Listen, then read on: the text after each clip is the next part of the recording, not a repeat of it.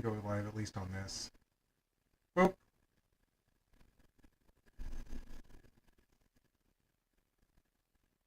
And there we go. Hello.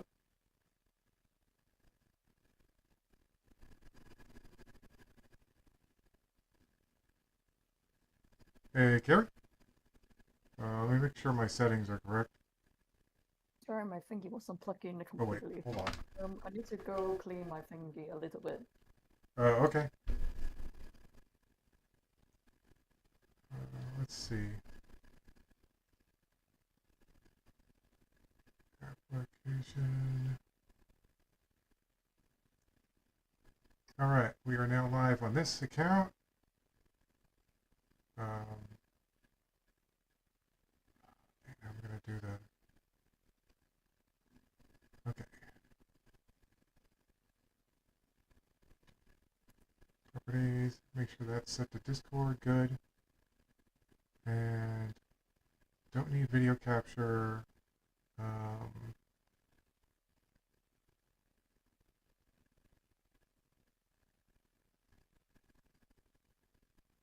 Let's see. Pokemon. Gold, Silver, OST. There we go.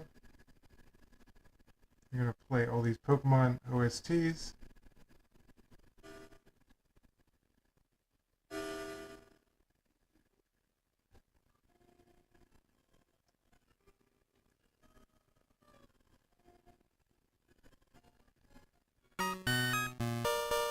There we go.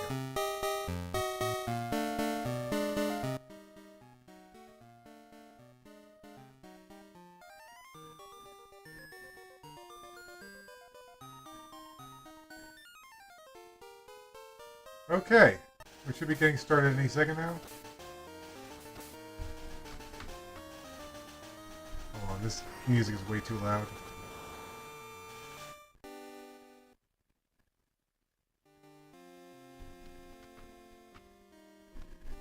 There we go.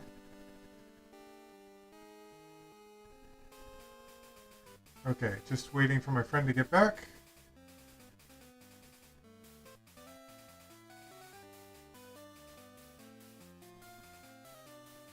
Okay.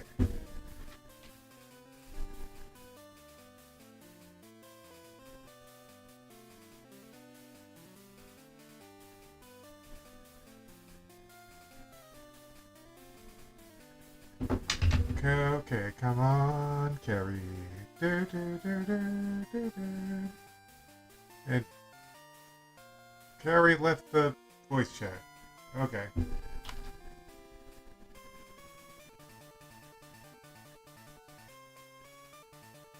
Okay, just waiting for Carrie to come back.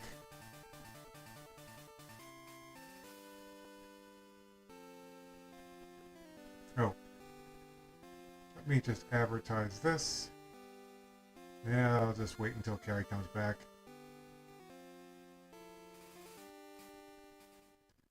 Whoever's watching, sorry if it's taking a little bit. Carrie should be back in... Oh wait, there you are. I just want to go and wash my things and brush my teeth. Don't cut me out, seriously. Okay. Oop. There we go. We got the thing up. We're gonna need some glasses of water for this one.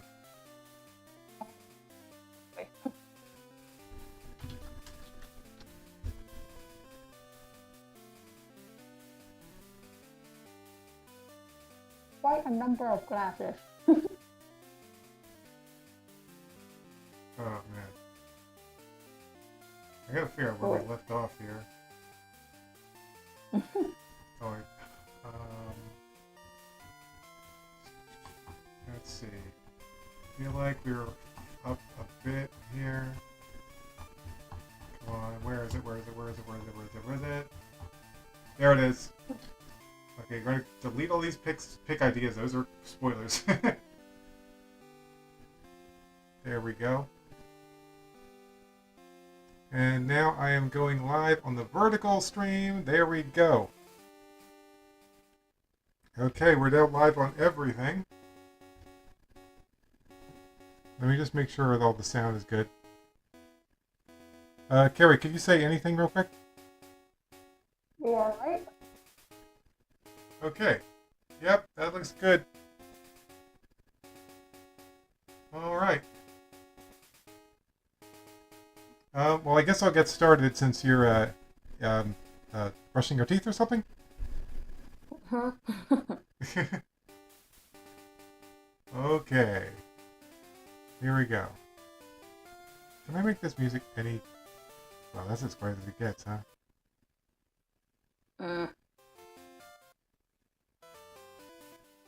There we go. I've got it as quiet, as low as the bar can go on YouTube.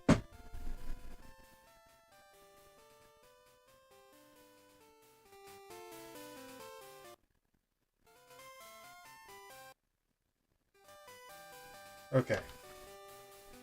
Alright, well, I'm going to get started reading the chapter so we can get going here.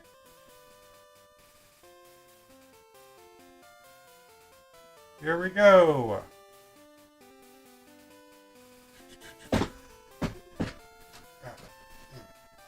Okay, that's better. Okay. Chapter 24. Legendary Battle! Real sat comfortably on his chair, waiting patiently when his enemies broke in. I have been expecting this time to come. Well, I would expect so, Rill. You did a bunch of shit. Of course people are going to come after you. Give up, Rill, Steven demanded. And don't expect Team Rocket to help you, because we know about your plan, Eric warned. Where is Leonardo taking my wife? Dan exclaimed. Don't worry, she's quite safe, Rill assured. Leonardo just wanted to have a few words with her. I am disappointed that I couldn't keep you under my control, Dan, but I was going to destroy you eventually anyway. You're not destroying anyone, Danny vowed, calling on his full team. We're going to beat you this time. The Pokemon that Legend 2 had freed stampeded inside and joined Danny's Pokemon.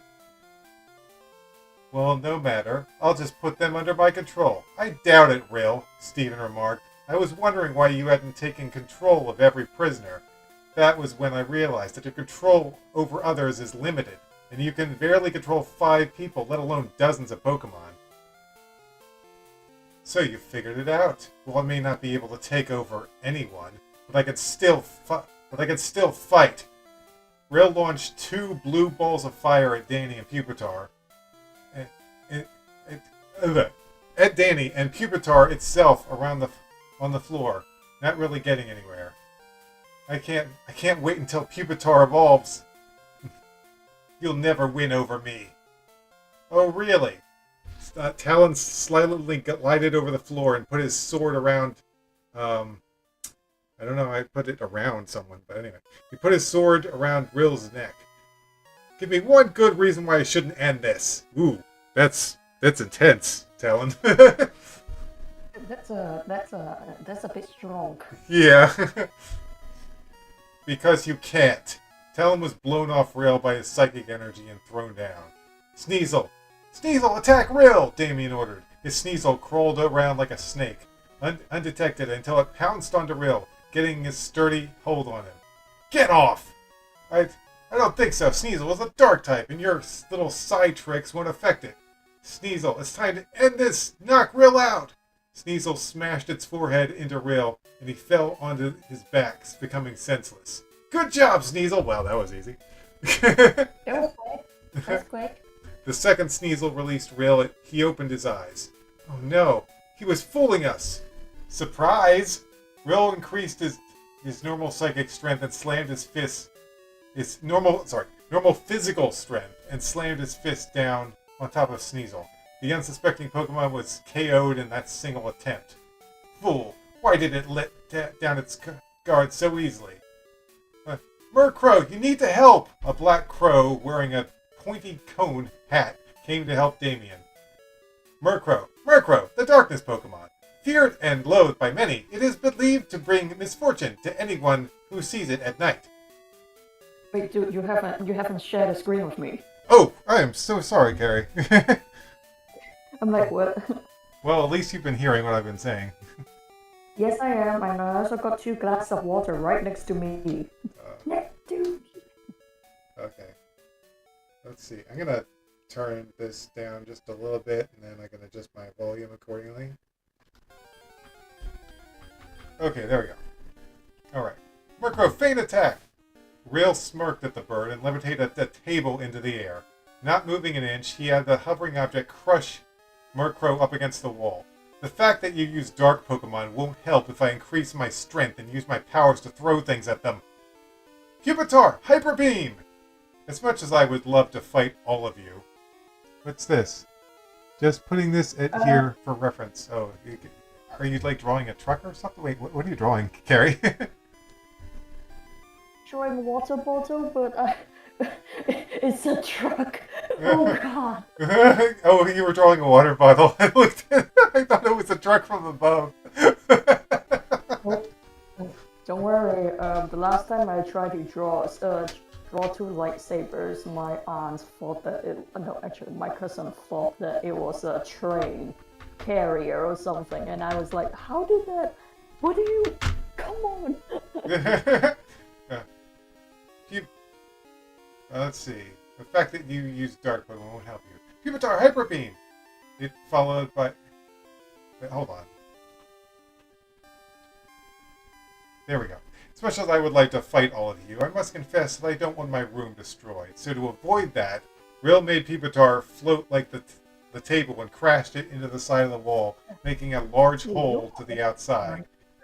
But to cut in a little bit, but I was like, seriously, Rio, you are a wuss, because if you have such a big ego, you wouldn't care. You would just go and blow your room up, and then you're gonna be like, go steal somebody else's room like that. He then went through the hole, followed by everybody else.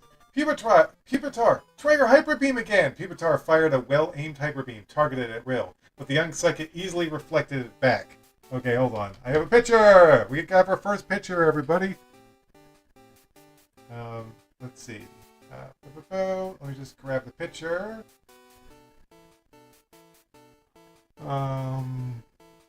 Let's see, where is it? Oh, here it is. It's the Pupitar firing a Hyper Beam. Boop. Spinning. Reflected it back. That was too easy, Rail yawned. Oh, it's too easy. And then I proceeded to actually yawn.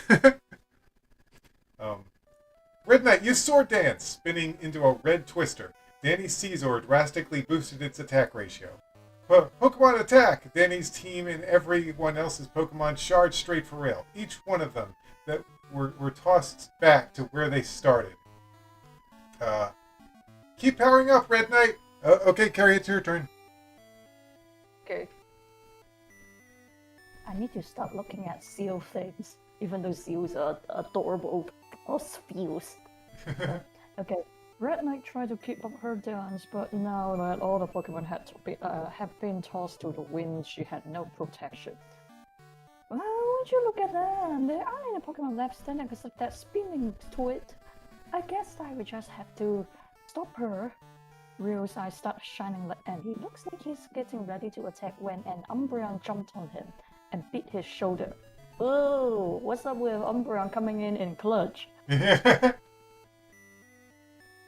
it amazing that when Real is fighting, his concentration weakens, carrying the informed? Yeah, he has lost much strength. Added Koga. Karen's Pokemon held Real tightly against the ground, not letting them. Yeah, why isn't there anything we can do? Barbara asked Jack's faithful cat. I don't think so, Barbara, he answered, somewhat disappointed. Jack must become one with his 2 selves again. Only he can do this. Ryu is losing now. Oh, hold on. I think we have another. I'm gonna say that's the spot for another picture. Let's see. The picture is. The picture is. Oh, here it is.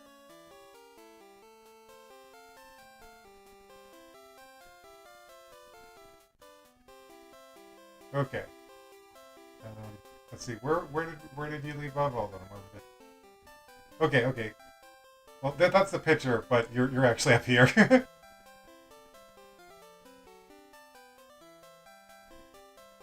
We're good, Gary.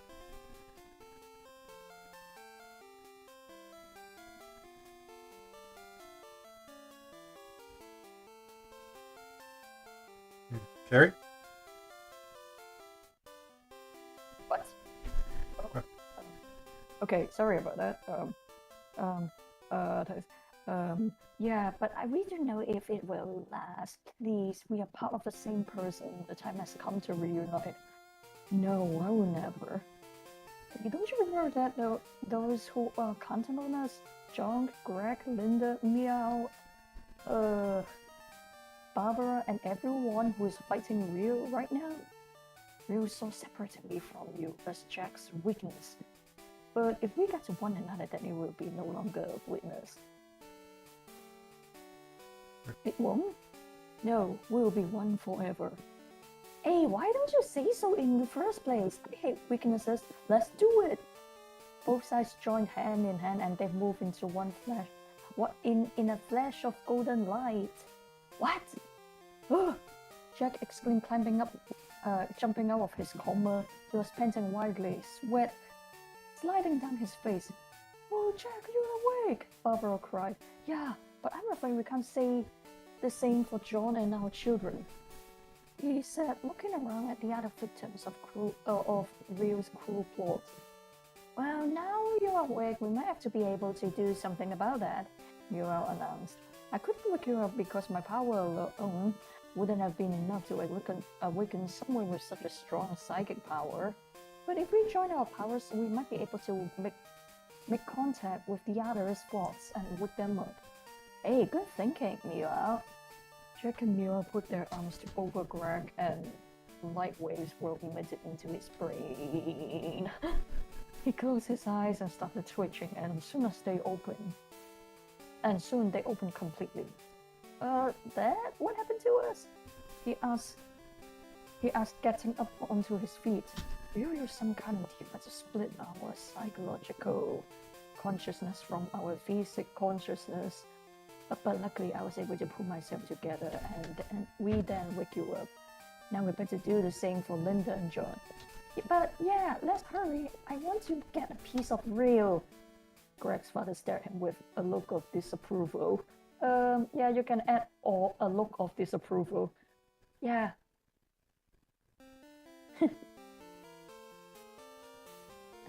You can add a look of disapproval? Okay, so stared at him with a look. Oh yeah. There you go. Sorry, Dad, I forgot Rio is really good inside. Well, that sounds a bit weird. Yeah. Rio squirmed under the dark Pokemon like a snake under a rock. I'm going to win! No, you're not! Then he corrected. Rio doubled his strength and lifted the Pokemon off his back. Oh no!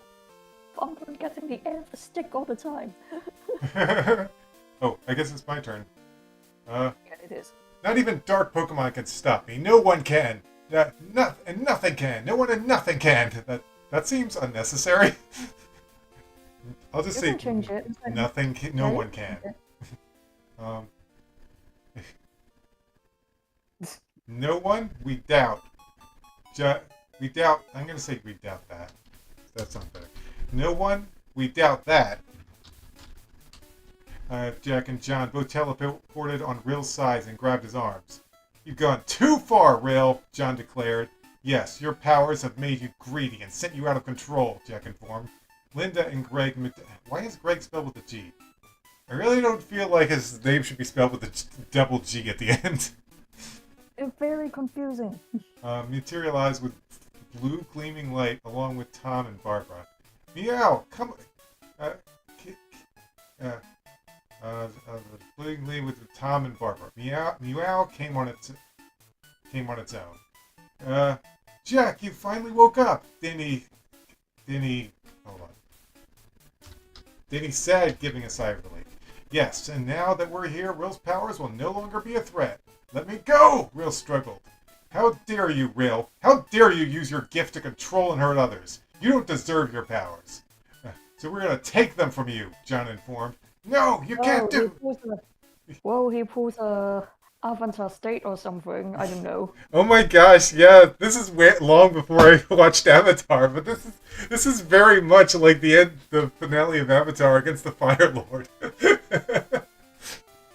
This is how it feels like when you are what's it? When you are watching whatever martial arts, Chinese martial arts movie or stories in which they are like, you have been doing all the wrong things, so here, oh, what did you do to me? Here, I have taken your powers. The powers must be, and your powers must be Jack focused his attention on something else. The sun was being covered up by darkness. What? An eclipse? The sudden event had the attention of everyone now. Oh, I forgot there was a solar eclipse today. Holly You recalled. got a typo. The sudden event had the attention of everyone. You put an extra 4.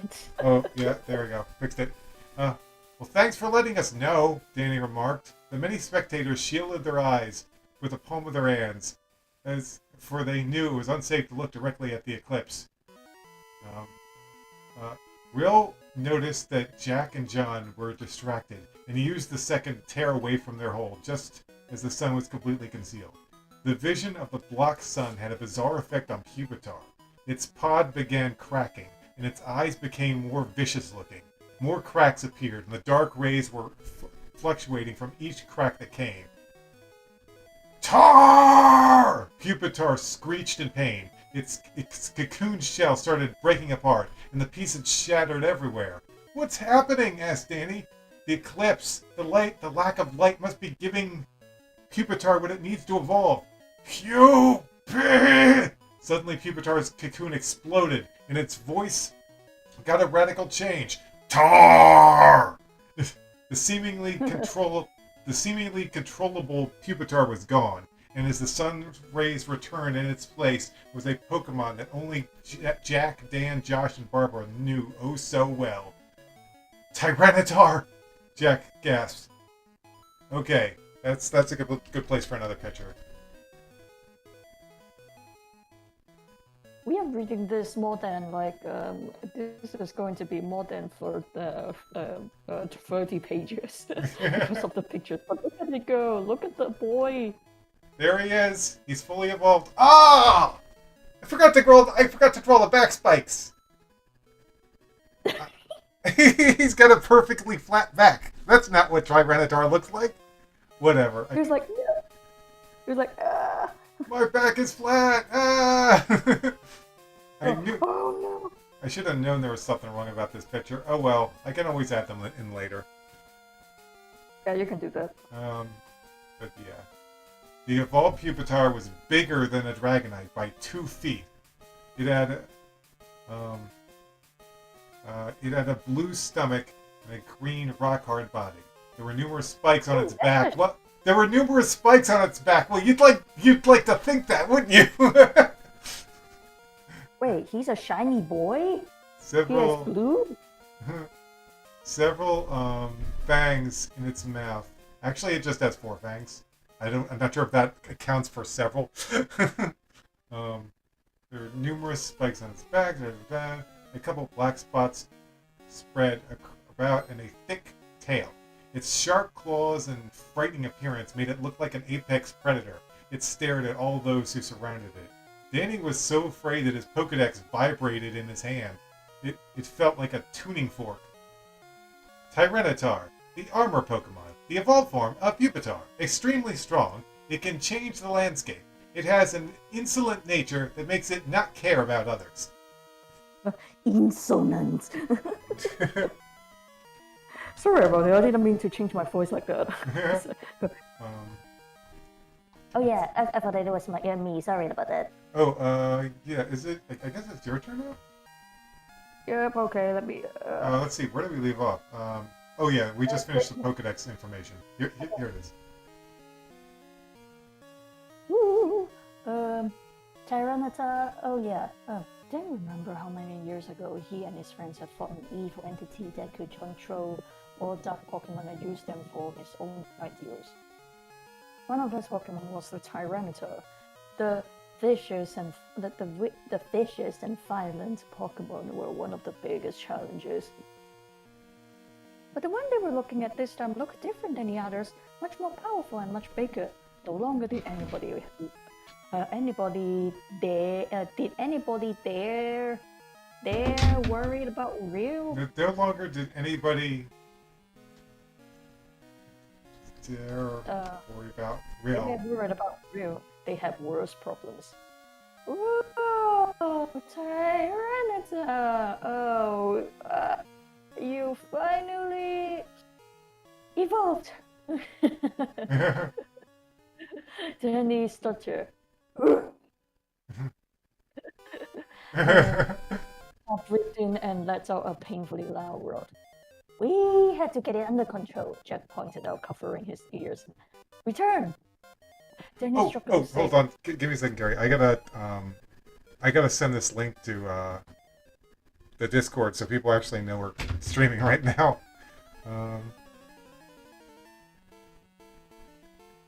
Yeah, that would be good.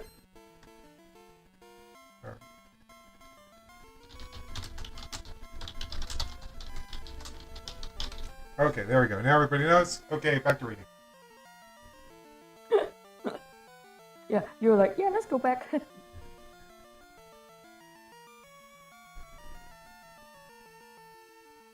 Oh, what about it?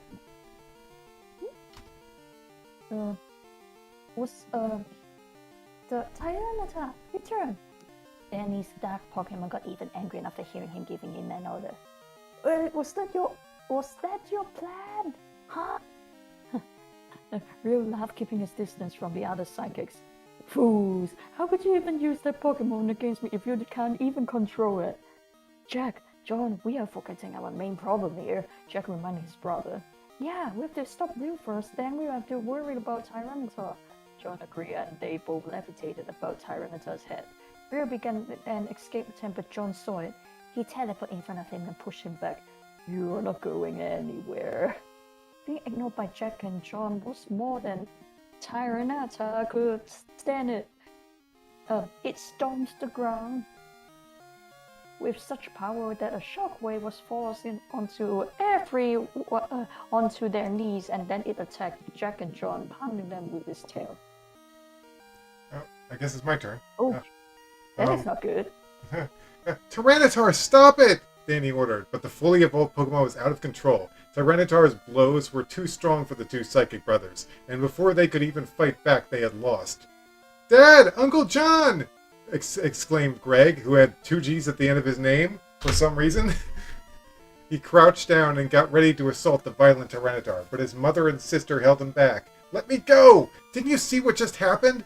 Linda asked. Dad couldn't even beat that thing. What makes you think you can? That thing will kill them!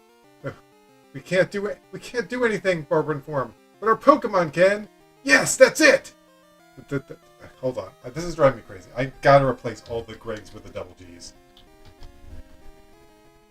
Search for and replace with Greg with 1 G. Replace all. A whole 1 time. Oh god. Now where are we? Oh fuck. I think we're on this page. Okay. Yes, that's it. Greg snapped all his Pokeballs off his side, and his 6 Pokemon stood ready to fight. All the Pokemon joined in, although they didn't know if they could make it the difference. Red Knight, Deceiver, Quagsire, Legend 2, and Monsoon. Let's remind Tyranitar what trainers and Pokemon can really do. Dozens upon dozens of lines of made-up Pokemon form. They wouldn't. Okay, I'm gonna put a picture right here. Do it. Okay, picture. This picture took a while to draw because there's a lot here. So yeah, look at all the Pokemon I had to draw in this one picture.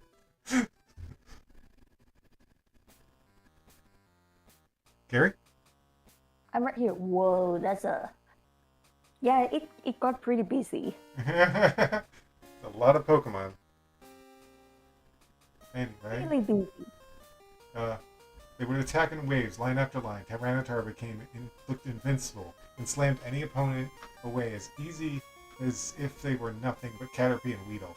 Tyranitar is weak against water, so we will use water attacks to make it faint.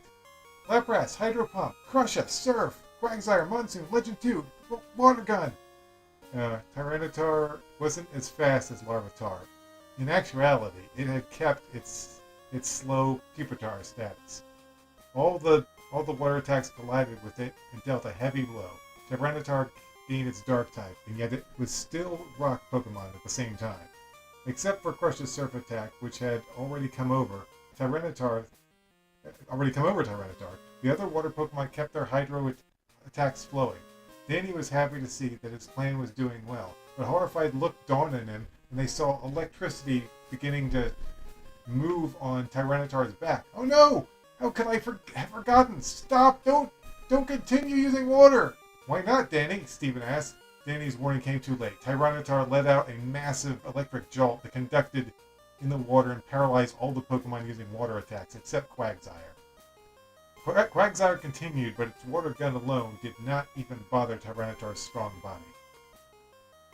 Oh, I'm sorry, Polly. Lapras apologized. I can't move anymore. Lapras! Danny, what do we do? Danny, what was that? Polly inquired, just barely able to look at her Pokemon in such pain. All the Tyranitar... Is it supposed to be me? What was that? Is it supposed to be me? I think that it was supposed to be Baby, right? Is it supposed to be... It's supposed to be what? Is it supposed to be me? Oh, yeah, sorry. Yeah, it's your turn. Hold on, let me just, Lapras, Danny, what was that? What the heck was that? Polly inquired, barely able to look at her Pokemon in such pain. At the tiring level stage, it gains elemental attacks like Thunderbolt or Lightning Bolt. This is short from nurse. Danny answered his sister. I better get out of here while they are distracted. Stop where you are! Real look back, Morty, the Equity Gym leader, Karen, the Elite Four were there to stop Real from escaping. All of Karen's star Pokemon stood by her side. Morty's ghost team did the same. Our Pokemon will not be affected by you. How does Psychic not work against Dark and Ghost type? It doesn't make any sense. Well, it does work against Ghost type, but it doesn't work against Dark type. It's so confusing, jeez. Our Pokemon will be affected by you, Karen declared.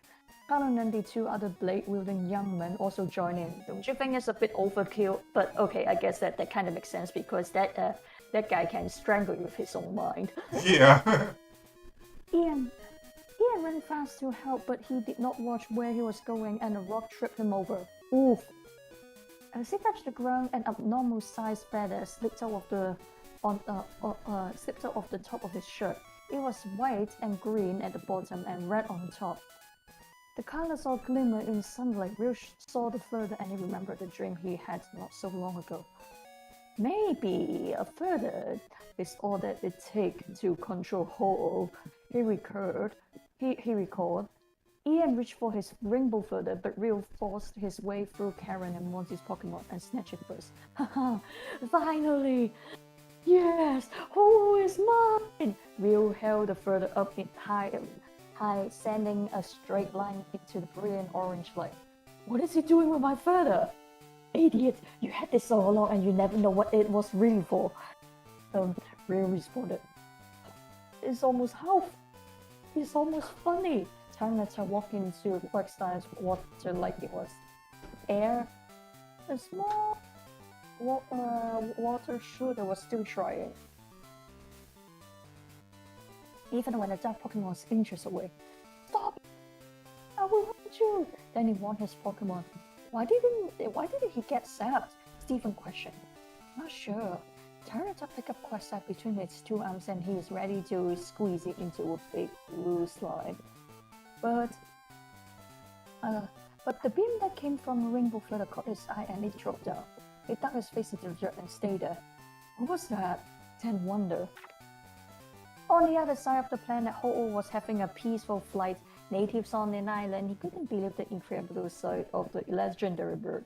They looked on in amazement. Their clothes were old and dirty and could be seen that their land was poor. Yikes! Ho-Oh was happy to bring cheer to their lives, but the powerful and dazzling light from the feather that Rio held up in the sky could be seen miles, and Ho-Oh saw it easily. The legendary bird stopped, showing off his beautiful wings, and flew towards the direction of the light. Oh, back inside the safari zone, Rill kept the feather in the air with psychic waves from its mind. Okay, picture. Let's see, picture.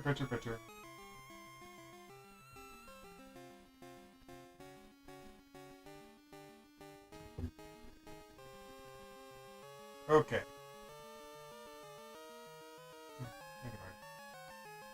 Come to me, Ho-Oh! Tar! The Tyranitar exclaimed. The feather's beam was still too much for it to withstand, even when it was hiding from it. Denny, now's your chance, Stephen declared. Tyranitar, return now! With no desire to fight against it, Tyranitar went back to its friend ball. We did it! Denny cheered, looking at the friend ball in his hand. We have to stop Rill, Ian shouted, catching the attention of all. My mother gave me that feather. It is the last thing I have to remember her by. She told me to keep it safe as it has some connection to Ho-Oh. I think Rill is trying to summon it here. You couldn't be more right, Rill admitted. Once Ho-Oh arrives, all of you shall perish. What are you saying? That Rill will have total control over Ho-Oh? Asked Talon, shuddering to think of what would happen. That is so dumb. Like you have a freaking feather, and that it would just come to you. It's weird. Yeah. Well, honestly, in the later games, you get a flute that summons Latios and Latias to you. So, I mean, a flute makes more sense, though. Is it the same flute that we see in Legends? Because it's like. I think it's a different flute. It actually looks kind of weird. Okay, let me go look it up.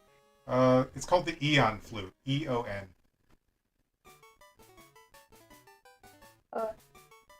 Let's take a look.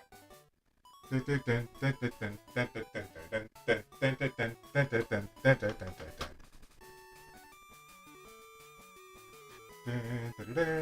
looks like a Native American version of recorders. Okay. We'll have to control over Ho-Oh. Yes, he has to be stopped before Ho-Oh comes to serve him. Rill floated upwards to distance himself from Karen and Morty, the two trainers whose Pokemon could harm him. Gengar, take that feather from Rill, Morty ordered. Do the same, Murkrow, shouted Karen. Murkrow flapped its wings and went with Gengar to take the precious feather away. It's a shame Gengar are part poison type, Rill smirked, pushing his hands together to make a bright white ring. The ring caught Gengar and slammed it into the ground, hard. Murkrow was unaffected, but still, Rill's mind prevailed. The small flyer wrapped up with a vine that Rill had taken from a nearby tree. Without its wings to keep it up in the air, Karen's only flying Pokemon dropped into her arms. Why do you persist? You know you can't win against me. Stop it, Rill! Linda demanded, her teeth gritted and her hands clenched. How dare you speak to me like that? Rill replied, angered. I won't stand for this anymore. What has happened to you? You were never like this before. I learned how to become what I truly wanted to be. Oh, so this is how you want your life to be, huh? Yeah. Where did you get these ridiculous ideas? You're not the Rill I used to know. You must be an imposter. What? Yes, you have to be. The Rill I knew was gentle and considerate, and he would never have used his power for his own benefit. Okay, picture.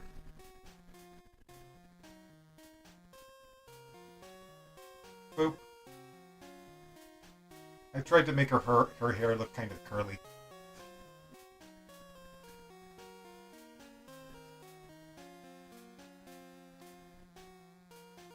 let's see. Oh, he's the imposter! Ah! That Rill is gone now, Rill responded, his voice shaking. Is he? I'm not so sure. Maybe you've just gained too much power that Rill's true self is trapped inside it all. If you are trapped, Rill... What's with all these,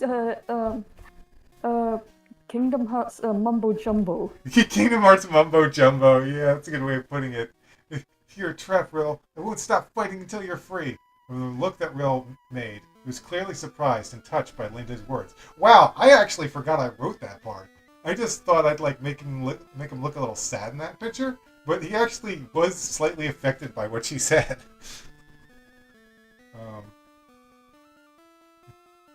I don't like he's just being dramatic because that's what teenagers do. Yeah. The look that Rill made, he was clearly surprised and touched by Linda's words. Linda, you care about me?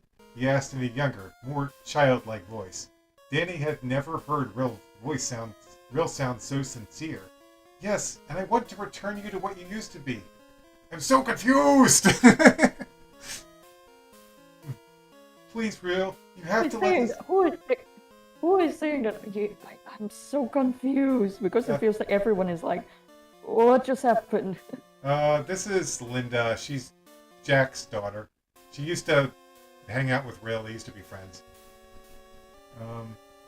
Please, Rill, you have to let us help you. Rill had an inner conflict raging on inside him. He was losing it to his dark side. Oh no! Yeah. No, he screamed. I will never go back to what I once was, and anyone who will try to make me do so must die! Now, Gengar! Karen instructed her ghost. Karen's Gengar had used the short time Rill let his guard down to sneak behind him. The ghost's arm locked in position on Rill's arms. Take the feather from him! Rill now gripped Ian's feather, tightening it in his fist. Gengar stretched his arm over, and it was just a centimeter away.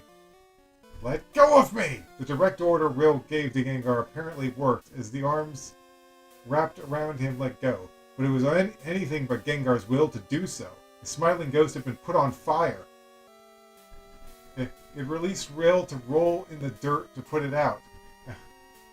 How did that happen? Rill was unable to conceive what had just occurred.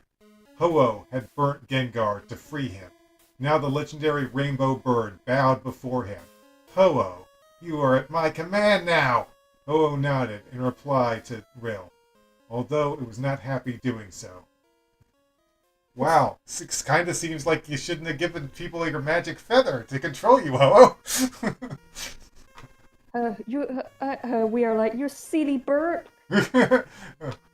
Ho-Oh knew what Rill wanted it for. It had witnessed his evil ways before at Tin Tower. Well, now that you obey me, I have no need to find the Master Ball. I think now would be a good time to run for our lives, Tom suggested, in an unusually calm manner. We need to take that feather from Rill, Danny corrected. Without it, Ho-Oh won't obey his orders. Danny is right, said Greg. All we have to do is take it from him. Excuse me, but that bird can cook us in 2 seconds. I doubt we would be successful, Tom pointed out. You forget one thing, Tom, Danny informed. What? Tyranitar is a rock-type Pokemon. But you can't even control it. No. However, I'm pretty sure I can get it to fight Ho-Oh. Okay, I love this part. Oh, really? How? Like this! Danny took Tyranitar's ball, hurling it onto Ho-Oh's back. As the uncontrollable Pokemon came out, Ho-Oh rolled it off. Tyranitar's eyes turned red, and it tackled Ho-Oh in all its rage, slashing and kicking at it. That looks scary. Okay. Okay, new picture. Picture is here. Hey, look, I remembered the back spikes this time. It's like Tyranitar just comes out and he's like, "What the heck? Why am I here?"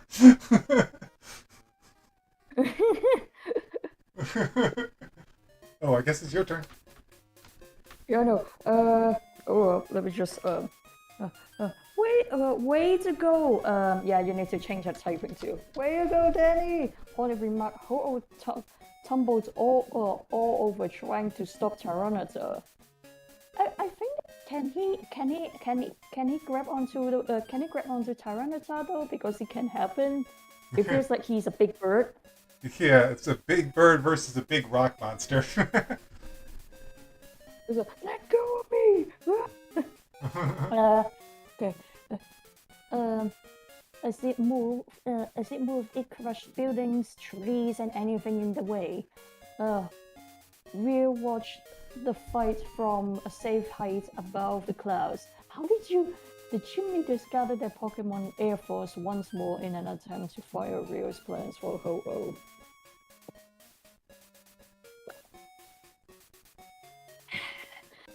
Those with the flying Pokemon were left to watch. Unfortunately, the trainers had not anticipated Rio's great teleportation speed. The young and yet powerful psychic evaded each and every attendant. Trainers trying to take his valuable possession. I can't keep track of him. Every time that I get him in my sight, he teleports in the opposite direction. Stephen moaned, pulling his hair in frustration. Danny and Polly could only watch their friends from the ground. Polly had no Pokemon that could take them up airborne. Danny had been injured. Legend 2 is down. How can we get up there to help? What about Legend the first? Dan scooped up his son and daughter onto Legend's back and went to join the struggle. Jason ordered Santu to fly alongside them. Oh, Santu has future sight! He yelled towards the sky. It would tell you where Rio will appear, typo. Tell you. Oh, right. Will appear after he teleports. Thanks, Jason! They then holler back to his old friend. Huh, this is rich. You're some of the greatest Pokemon trainers in the world, and you're whizzing around like confused flies. Claire on her Dragonite moved in, but Rio did just what he had done before. However, this time a hyper beam shot over his head when he reappeared. Oh, ow! Just say that Legends has kept his good aim. Dan shouted in response. Legend, agility! Dan and his old partner sped up to get to Rio faster. Ah, you got your lucky. Oh, hey, Jack. Hey, Jack. How's it going? Let's see. Let's just Did I delete something? Oh, here we go. Up to get Rio faster. Ha! You just got lucky. Santu foresaw the spot before where Rio would be in the future, and pointed it with his right wing. Legend, go wherever Santu directs you to. Dan commanded. Rio was shocked as Legend hovered on top of him as he appeared. Booyah! I don't understand. Rill swung his fist down. His shape faded away again, and Xatu gave Legend direction, putting him just where Rill was. So, try as he might, Rill was unable to get away from Dan's swift dragon, no matter how many times he transported himself. I am growing tired of this. How does Dan know where I'm going to be even before I go there? There is no humanly possible way that he... Rill's mind clicked when he saw Xatu in the area. Of course, there is no humanly possible way. Xatu could see where Rill would be going, and it was horrified at the vision. Zah! Zah! Zah! The psychic bird screeched. When Legend and his passengers reached Rill, he smiled at them in a fiendish way. I know your secret now, he informed, shocking all of them. Rill dove in the direction of Xatu. The frightened Pokemon launched a Shadow Ball as an offensive, but Rill moved aside and let it pass. Still flying, the Shadow Ball came close to Lance and Claire. It continued moving until Barbara Skarmory let it hit its strong steel body. The small attack merely trapped the armored bird. Down on the ground. Is it merely tap the armor bird or something? Let's see. The small attack merely Tap. tapped the armor bird. So it didn't do much to him. Can he? Santu looks like he is pretty heavy to fly. Oh wait, he can actually fly, and then he looks really freaky when he tries to fly. Down on the ground, Jack regained his consciousness and attempted to stand. His head was pounding, and his right arm was in so much pain he could not move it without feeling it. Oh, he moaned. I feel like I was hit by a magnet train. I know how you feel. Please, no need for similes, said John, feeling the pain. The brothers were clueless to the current situation before they looked upward. Rill had Zatu in his hands, and he was strangling it to death. Oh my gosh! Poor Zatu! Rill, but what happened to Tyranitar? Jack asked in confusion. Ho-Oh waddled around, attempting to shake Tyranitar off its back. I'm sorry I asked. I must be seeing things, because if I just saw what I thought I saw, John remarked, that would mean that I just saw Ho-Oh, a legendary bird Pokemon. I don't know that, but I think that Zatu needs her help. Okay, that's a weird thing to say, whatever. He's like, help me! Then you help him. I feel pain all over. Oh, and you think I don't? As John argued, Meow moved in and stopped Rill from finishing Zatu off. Oh, thank goodness. Poor Zatu. The psychic cat made Rill loosen his hold by bringing up a forceful updraft. Zatu dropped down safely into the serene feline's paws. Zatu, how are you feeling? The gentle Pokemon asked through telepathy. Too. It whimpered. He was like, what do you think? Meow, Rill addressed after recovering from the windy attack. I haven't seen you in quite some time. Why the sudden anger? Did you think I would stand by and watch as you made another Pokemon suffer? Attention, all rockets! Eric's voice came from the loudspeakers located all over the base. He caught every rocket's attention. This is Eric. I have an important message from our so-called boss, Rill. I hope you'll enjoy it as much as I did. Placing the audio tape in a player, Eric played Rill's own words for all of Team Rocket. Well, it looks like Lance is finally making his move. Turner, tell the Rockets to get in their defensive positions. Yes, sir. I guess it's your turn. Yeah, that was me. Sorry about that.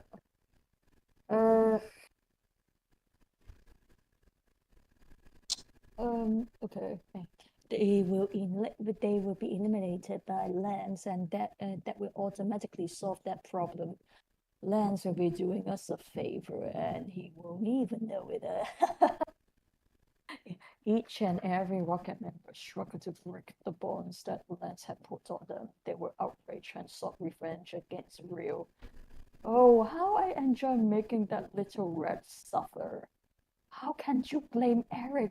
You are going to betray them. You don't even care about your own man, you monster! Then he condemned the events taking place around Rio, sent his rage to new heights. Without warning, he took control of Legend's movements and turned him over.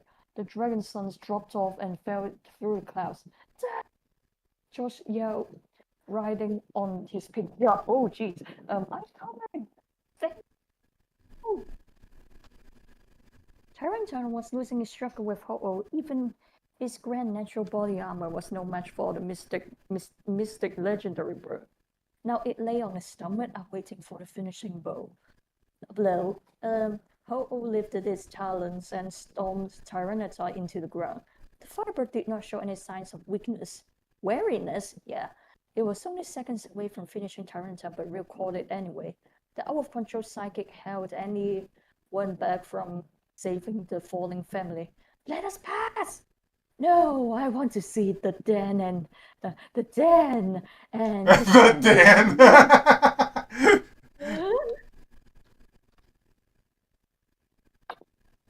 There we go. Stephen refused to watch his new friends die.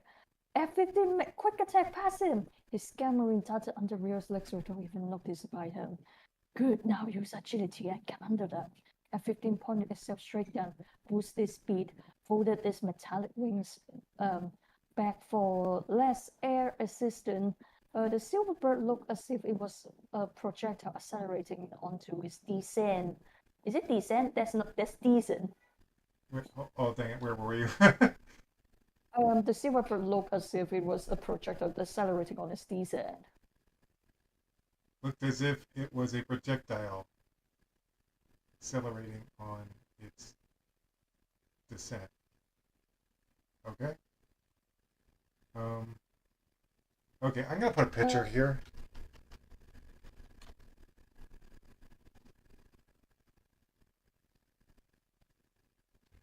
They're just falling.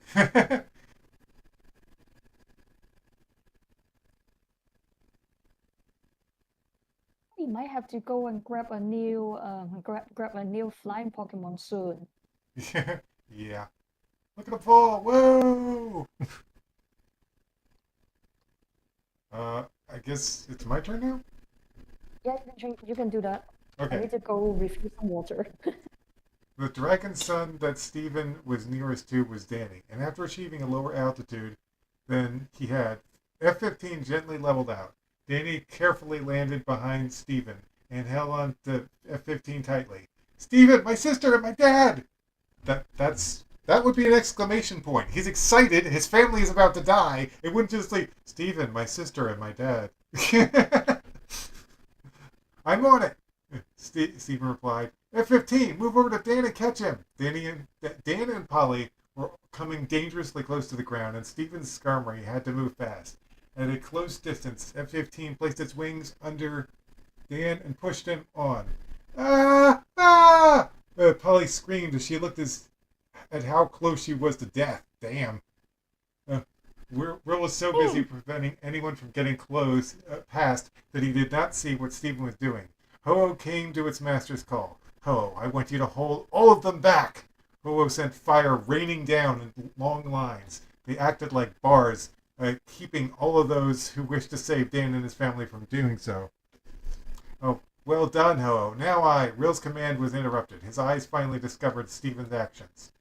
No! How could he have been capable of getting through me? Oh, this is my next order. Eliminate that Skarmory and anyone that rides it. Hurry, F-15, she's too close to the ground, Stephen alerted. Polly! Dan exclaimed. Polly looked above and knew that F-15 would not make it in time. If only I had a flying Pokemon, she said, her tears falling out into the wind. By the time she had convinced herself that death was imminent, jeez! But she couldn't give in without trying. There was only one Pokemon that might help her. Smeargle, I need you! Polly released her painting Pokemon in the air, and it was struck with horror. Smeargle, use fly fast! Smeargle stared at F-15, still too far away. After swiping the paintbrush onto the end of its tail, Skarmory-like wings appeared on its back.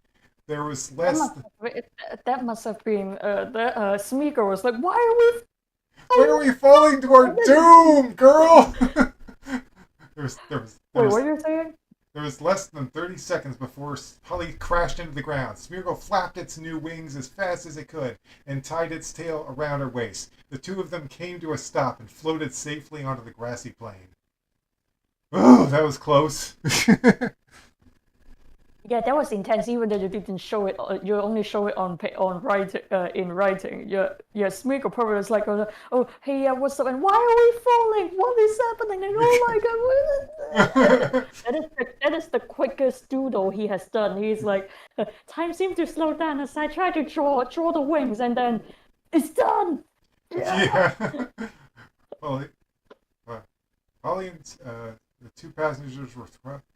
In a moment, F-15 picked up so much speed that trying to change direction was a great challenge. Its momentum kept it jetting towards the earth, and it crashed into the ground. Stephen and his two passengers were thrown off in different directions. Polly and Smeargle instantly ran to assist them. Smeargle's wings were no longer required and went away just as they came. Dad! Danny! I didn't think I would live to see you again! Oh, really? We had the same experience, Dan answered. rubbing his bottom that was suffering from the fall. It was a good thing Yeah, it I was like the joke. I like the joke. It's like, yeah, I thought that I was almost dead. yeah. It was a good thing F-15 lowered our dropping speed before we crashed, Stephen pointed out. If we hadn't, we would be in really bad shape. Thanks for your help, F-15. Now go back to your docking bay. Oh, he calls his Pokeball his docking bay. uh, uh, 15 had F-15 had exhausted all of his strength and was delighted to restore its energy in Stephen's fastball. Let's let's be grateful that the hardship has passed, Danny sighed. The blades of grass whipped when Ho-Oh approached the area. The beak on its face was slightly open, and its eyes were directed at Stephen, Danny, and Dan, a flaming inferno encircling around the multicolored bird with a yep. uh, colored bird that grew taller, I guess? Oh, the flames grew taller. We're toast, Stephen remarked. Uh, okay, okay, just read as much as you can, Carrie. I'm gonna go get a drink. Alright, I just refilled my glass. Don't worry about it. I was like, oh, I won.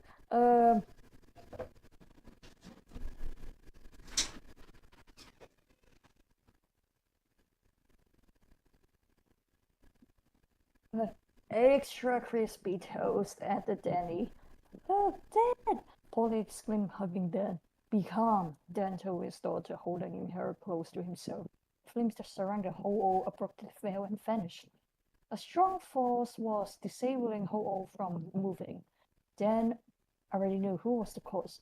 John and Jack were in the distance, limping, holding the dangerous Pokemon with their minds. Rio ended his conflict in the sky and teleported down next to Ho-Oh. The trainers who were fighting followed them, and after touching the ground, they recalled their flying Pokemon.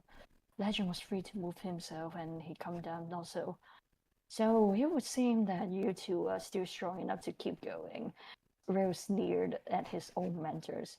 Your evil ways will be put to an end today. How can't you say that after after Danny's own Tyranitar played with you guys like toys, like your psychic abilities and make wait, how can you say that after Danny's own Tyranitar played with you like toys and make your psychic abilities suffer such huge losses? My power can release Ho-Oh at any time I desire now. But what if we help them? Greg crashing with his sister, they combined their psychic energy with their fathers and uncles to keep Rio from freeing Ho-Oh. You insects! Rio exclaimed. Danny got a sudden expression that looked like he had remembered some information. What is it, Danny? When it's Red Knight, I haven't seen her since I told her to use sword dance. As if Danny's sister could hear him speaking of her, she revealed herself by stepping out from behind the building. Her arms knit up and her claws open while producing a sound that was like hammer striking an anvil. Both claws were pointed towards Ho-Oh and Ryu.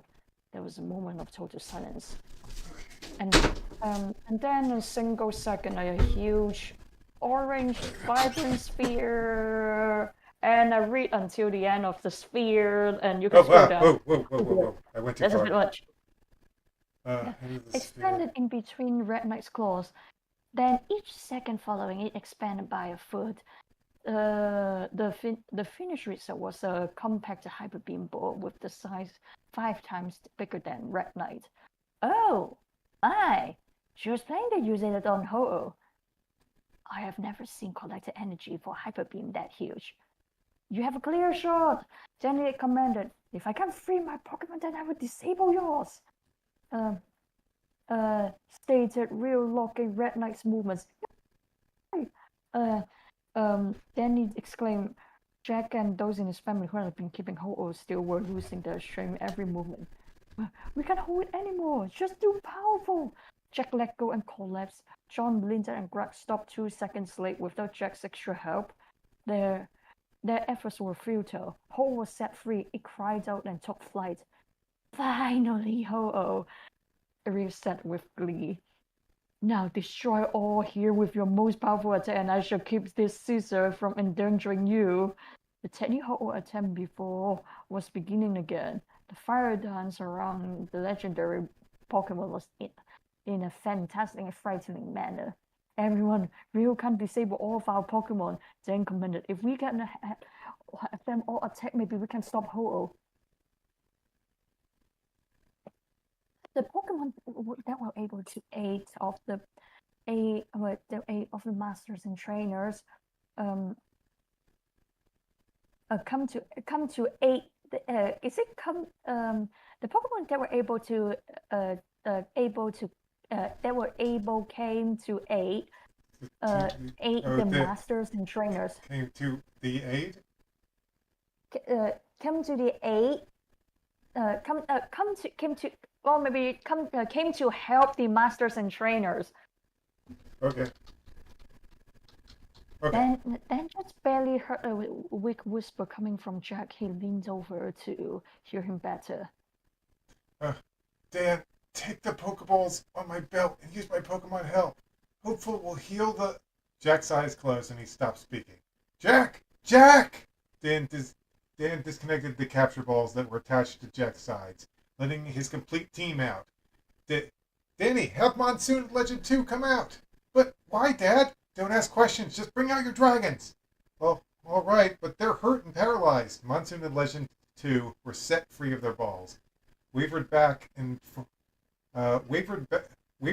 forth in anguish with their eyes half shut and burns all over their bodies. Hopeful, Dan called. Forgot about it.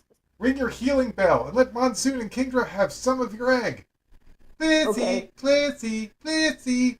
The egg Pokemon cheered as she took a tiny bell. The ringing made the paralysis and burns on Danny's Pokemon vanish. Then, Hopeful took her egg out and let Legend 2 and Monsoon have some of it. Their strength came back to them, and they looked like they were at the peak of health. Do it now, Ho-Oh! Real demanded. The fire that encircled Ho-Oh now formed into a colossal fireball that began falling like a dew off a tree branch. Some description they got there. Yeah, I was going to say, that's an interesting description. Hurry! We have to use all our best attacks to counter that fire, Dan stated. Danny, Ultra Beam may do something. Yes, Dad! Legend 2, Ultra Beam! Legend, Ultra Beam! 2 Ultra Beams with combined force of 6 Hyper Beams launched upwards into the fire, which is coming down faster now. The 2 legends kept the beam up as long as their energy allowed, but they failed to cause any difference with Ho-Oh's attack. It wasn't enough! But why not? That was our best attack, Danny pointed out. I don't know what to do. Maybe if we had a legendary Pokemon on our side, Dan thought, looking at Jack's small feline. Meow, can you do anything? My power wouldn't help that much. Then I have to do something. Dan breathed in and shut his eyes. What is Dad doing? Polly asked her brother. I don't know. Several miles away from Kanto, near Cinnabar, was a small island. The center of this island was covered in ice. Dan raised the Articuno that now lived there. He named it Icewing. Now he was trying to communicate with Icewing through his Dragon Sun powers. Icewing was busy ice sculpting on his island. It used the ice beam to make a solid ice block and started carving out the features by scratching with its talons.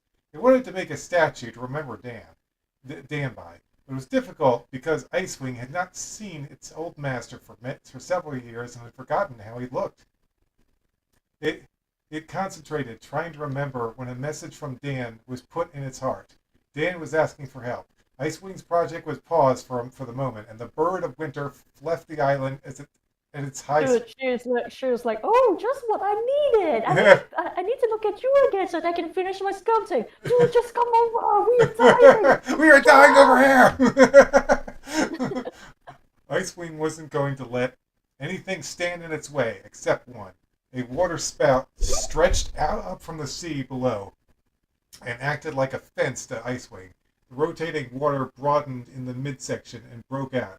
Within one was the very Pokemon which saved Danny's life back in the waters near Cianwood City. It relied on its psychic ability to communicate. Where are you trying to go, Articuno? chip chip chip chip chip chip chip chip chip chip chip chip. How do you think that she is going to sound like though? Is she going to sound like I don't know, macro or something? That would be funny. I think in the movies it was just like R. So so kind of like egos, and it's like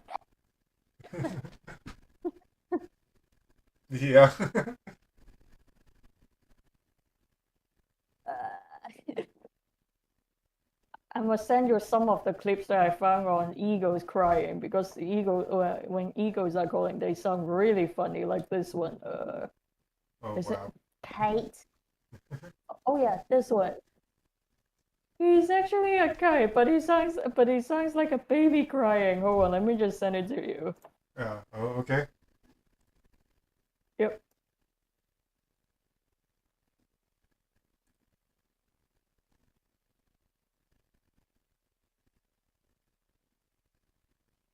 Why are you crying like that?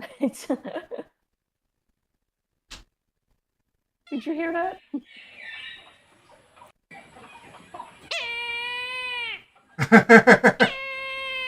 It does sound like a baby crying. It does in fact sound like a baby crying. Okay, so where did you Yeah. leave off? Right here. You must realize that leaving your island will throw nature out of its balance. Oh, your human friend is in danger. Okay, I understand, but if you do not return to Ice Island, more terrible things will occur. Are you willing to take that chance? Okay, very well. I will not try to stop you. Instead, I will guard your island and protect it from fire and electricity. Okay, you're welcome. Now go and return as soon as you were able to. Why do I feel like why do I feel like the guy later on is like, why is it taking so long? Oh no, did she got into trouble? Oh, never mind. I have to go and help her then. Oh, like with Ho's dangerous fire looming over their heads, Danny and the others were getting nervous. We can't stop saying anything that big, Cliff declared. We have to try. Okay, maybe if hopefully heals Tyranitar, he could make a difference. Tyranitar's like, why me being a Michu? Why did you bring me into this world? Danny suggests pointing to the dark Pokemon. It was still lying senseless from the earlier attempts to fight Ho-Oh, who's like, why are we just here? Just to suffer. You've got to be joking, Tom remarked. That's what got us into this situation in the first place. That flame might be able to blast that fireball out of the sky with one hyper beam.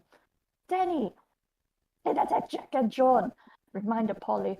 I know, but it also attacked Ho-Oh, and after being defeated by it, Tyranitar might want revenge. Well, considering the giant Pokemon mate Sun is going to kill us all in minutes, I would rather go for anything right about now. Stephen remarked. We'll try, Danny. Dad informed. Hopeful, go here, Tyranitar. Thank you, Dad. Jack's Blizzies skipped to where Tyranitar laid. She stuffed half of her nutritious egg into the creature's jaws. Where do you even find so many eggs, though? Yeah, plus she always has these eggs. Where is she getting these eggs to? She must lay a lot of eggs. Or maybe she just boil eggs early in the morning and then just put one each into it, or maybe just stuff an egg, steal somebody's egg, put it into her tummy or something, into her pocket. Tyranitar eyelids broke away from each other, and it caught sight of Ho right away. Concentrated hyper beam light appeared by Tyranitar's face and was the same size as Red Knight's hyper beam sphere. No, I can't be that Pokemon! Ryo shouted it with despair. Handoom, free Danny Scissor! Ordered Karen, pointing at Ryo. Her canine Pokemon used its head and rammed Ryo in the stomach. Ouch. Yes, gotta hurt. Ryo leaped nearby objects with his mind to counter, such as rocks and large pieces of wood. Forgetting to keep hold on Red Knight. When the metal insect discovered she had regained movement, she joined Tyranitar and get ready to fire a focused hyper blast. Then at the same time, they let the energy go into red beams that spread out the higher they went, just like waves. That's a lot of collateral damage. Yeah. Uh, Thank you, Karen. Danny expresses gratitude. The high-powered Pokemon blasts were strong, and yet they could only hold the fireball in place, merely slowing the inevitable. It isn't enough! There's only one way to do this, Dan stated. We need every Pokemon to use Hyper Beam. Did you all hear? Lance shouted to all the trainers. Tell your Pokemon to use Hyper Beam! But sir, I don't have TM15.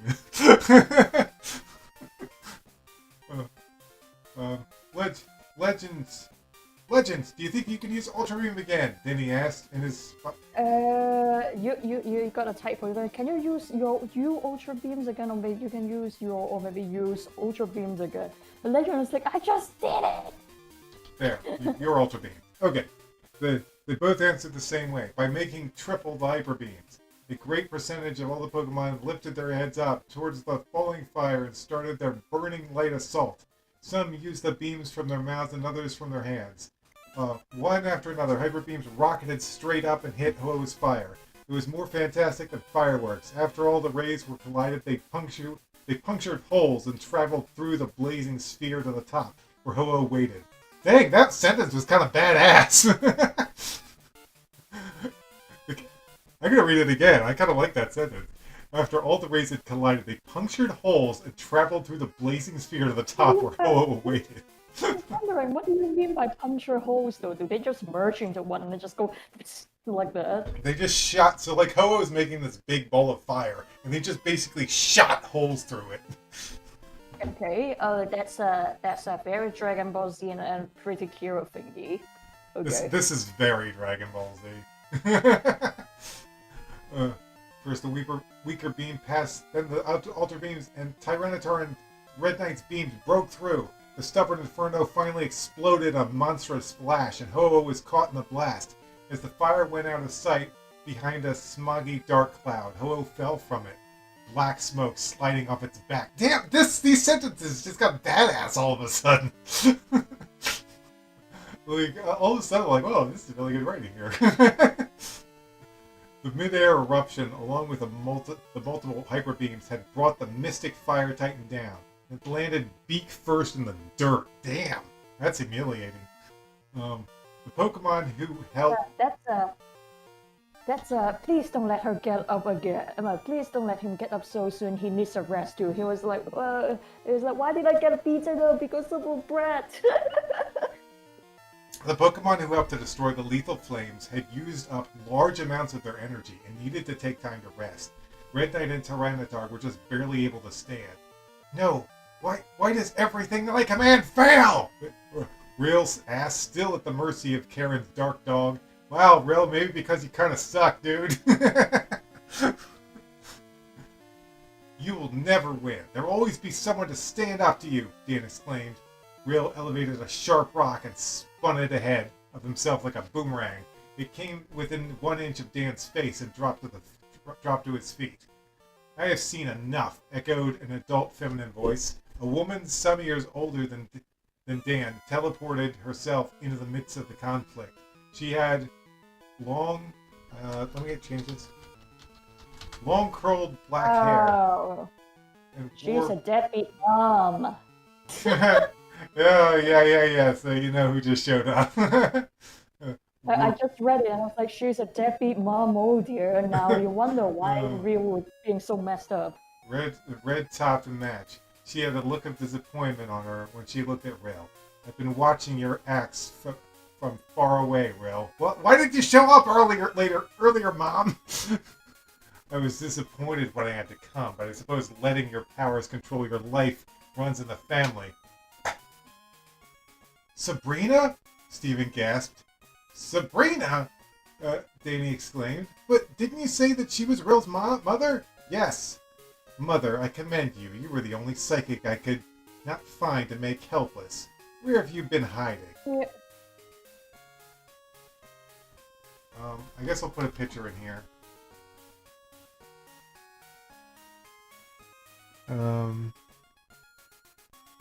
Here it is.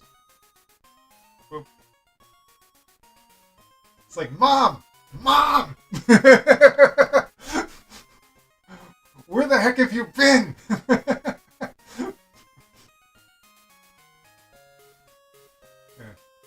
You foolish boy. I sent you to... Oh, God. What happened? Oh. You foolish boy. I commend you. Where have you been hiding? What are you trying to write to make helpless like the Oh, never mind. Let's do it. You foolish boy! I sent you to Jack to protect you from yourself, and this is what happens.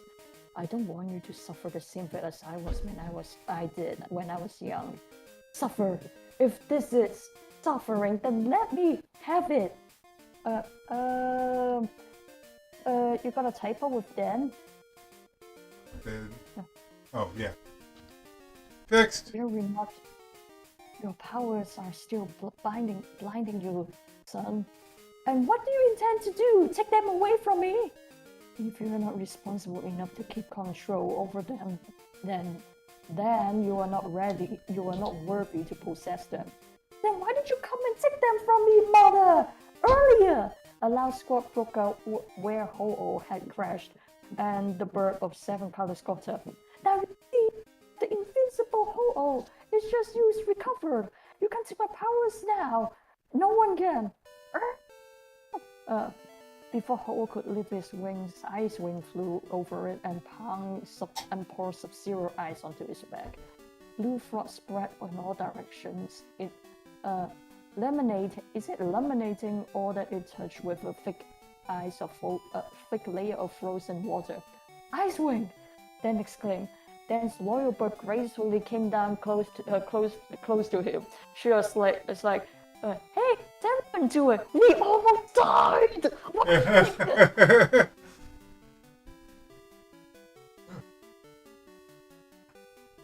Ison replied, exclaiming, "How is Trainer had grown?" Dan's children were both unable to grasp the situation. Polly, Danny addressed, "You told me Dad was just bluffing when he told us the story about his own Articuno." "I thought that he was," Polly replied, startled at the truth staring at her in the face.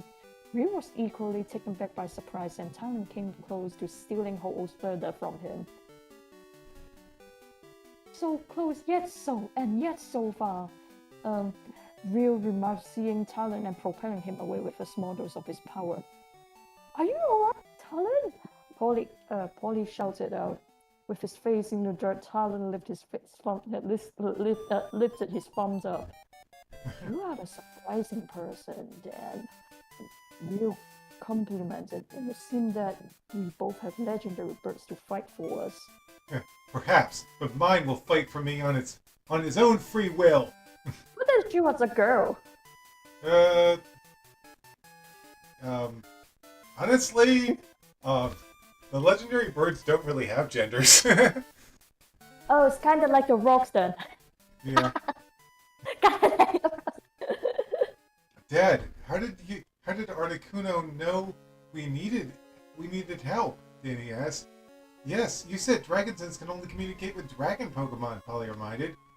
"Apparently I was mistaken. I think that the Dragon Sons are able to feel and interact with any Pokemon they develop strong friendships with. Also, they can communicate with other Pokemon of their close friends. Wasn't that convenient?" Yeah, you imagine they are like they're like, "We have the power of friendship in here," and everyone is like, "Shut up!" "I have the power of God and anime on my side." And friendship. Well, it all makes sense now. Yuao understood. He now knew how Dan had spoken to him back when he was told to rescue Barbara. Dragons are just easier, Dan had continued, because they are the Pokemon generations of her family got closest to. The Arctic dome that restrained Ho-Oh suddenly appeared through it with a gleaming red shine. The outside began melting, and Ho-Oh broke out, shattering the ice into 1,000 crystals. "Dan, I grow weary of this senseless fighting. Surrender now or die in the..." I miss Ash and Pikachu. Oh, hey Mark Reed. Welcome to the live stream. Oh. Hello, welcome. I mean, I kind of like the new anime series. I feel like the Pokemon fans can be divided between two people: the people that really like Ash, and the people that wanted to see other characters. I have to admit, I was in the lighter camp. um, Also, why does Sabrina looks she looks fine in this in the way that you draw her right here, hot gold and silver, but in fire red and leaf green she looks. Bleh. What's up with the coloring? yeah, I don't know. Anyway, I drew her with this design because that's what she looks like in, I think, Gold and Silver. That's what she looks like. Yeah, Um, she's in that is hot gold and silver. so, Mark, you wait. Oh, dude, is your name Mark? My name's Mark. That's my real name, Mark. Hello, Mark. I'm Mark. How are you? um, Hi Mark, and hi Mark, hi Mark, hi Mark. Dan. Oh, hi, Mark. Dan, I grow weary of this senseless fight. It's right now or die an egregious, pointless end. I miss Digimon Ghost Game. I wish it could come back. Yeah, Digimon Ghost Game was pretty fun. We don't have to fight Rail. Damien informed. Dan, son is correct, Sabrina agreed. There's no need to continue this. Please, son, come home with me and return to the old Rail. Mom, Rail said softly, the old Rail is gone forever. Ho-Oh surrounded itself in a flaming ring and accelerated forward. Icewing drew Ho-Oh away from... Icewing, draw Ho-Oh away from here, Dan commanded. Icewing spread his wings out wide and leered at Ho-Oh, challenging it. The Articuno opened its beak and sent a direct ice beam into Ho-Oh's face. Okay, pitcher.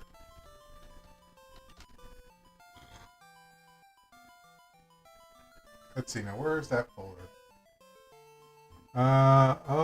Okay. Yeah, here it is. Is it showing? Oh, there it is.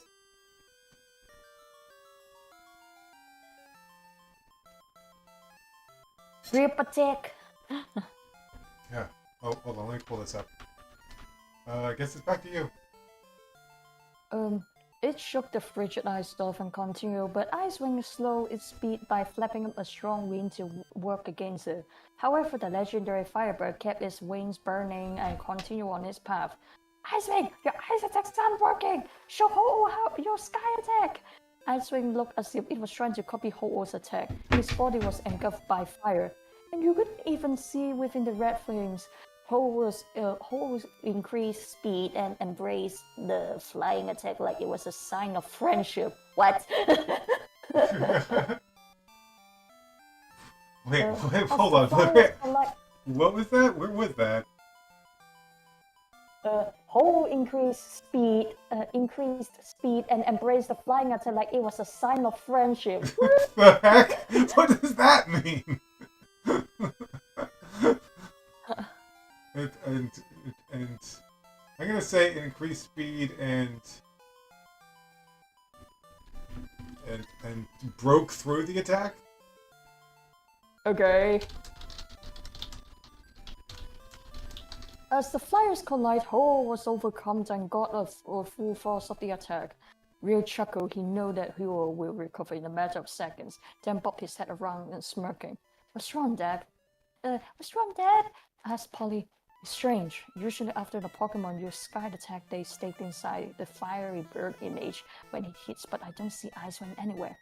Up there! Then he pointed to Icewing flapping directly up over Ho-Oh.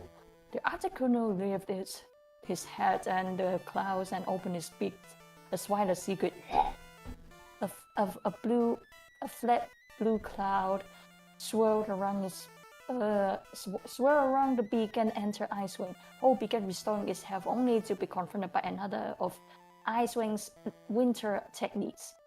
The iceberg snapped its head downward and exhaled a tornado made out of wind and icicles. That's a rare and deadly phenomenon. A tornado of ice, an ice tornado. Dang. If it's cold enough that and if it's also warm enough, then it will happen with snow. Dan wants everyone to get away from the blast before it touched down. I like the language you're using there, trying to be like, yeah, this is when is it going to touch down? There's the rope. Tornado warning! Ice tornado warning! Like that. Yeah. Ho-Oh suffered through the lethal blizzard, the ice being distributed so much coldness, it felt like a direct force of pain. Yeah, that will hurt. The icicle cut into Ho-Oh's wings and the wind kept flowing all around, keeping it from making any slight movement. And whatsoever. Ice wings attack effects outside the storm as well as inside. Waves of ice moved forwards, killing all the plants that it touched and overcome the tallest of buildings. The trainers recalled their Pokemon and ran from it before they could claim any of them. Jack's Pokemon carried him, his children and John out of the way. Danny also ran as well, but he soon saw one of the places located close to the ice was the confinement facility. Oh, listeners! On that ice, that's heading for the building! Danny exclaimed, "You got it!" And Ian responded, launching out his Flareon. Put your flamethrower on ice. The fire EV form did its best to hold back the dangerous ice, but it lacked enough power. Perhaps you. Ian took his sword and brought it to the ground. A flame 5 times bigger than Flareon's came from melting a decent amount of cold glass. That is definitely the sort made from the flame apricot talent infer. Josh and Danny used the time Ian gave them to evacuate all of the people who remained in the prison.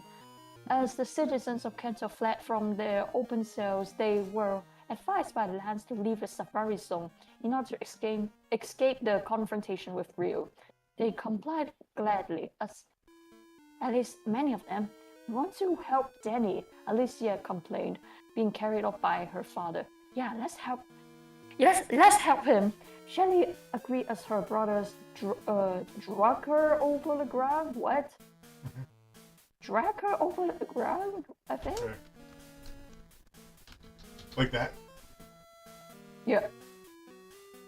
They already have all the Pokemon on our ranch. What else we can do? Emily answered. Soon, the large crowd was gone and only those who wished to fight were left. I believe to Lance and everyone else, Eric was freeing rockets all over. He had only 2 remaining to help. Ergo, he cut the ropes of the 2 men with his pocket knife. Thanks, Eric, they responded. You better get out of here now, or so should the rest of the Rockets. How can we? We have to get our revenge, they replied. Lance and his group will take care of Rail for us. Boy, that's ironic, one told the other. Tell all the Rockets to retreat from Kanto. Without a boss, we'll have to regroup. Wow, Eric, you are a loyal Rocket. Hurry and get out of here! Yes, sir. The 2 Rockets saluted the one who had freed them and exited the Safari Zone. Icewing made sounds of exhaustion. His previous attack had taken much from him.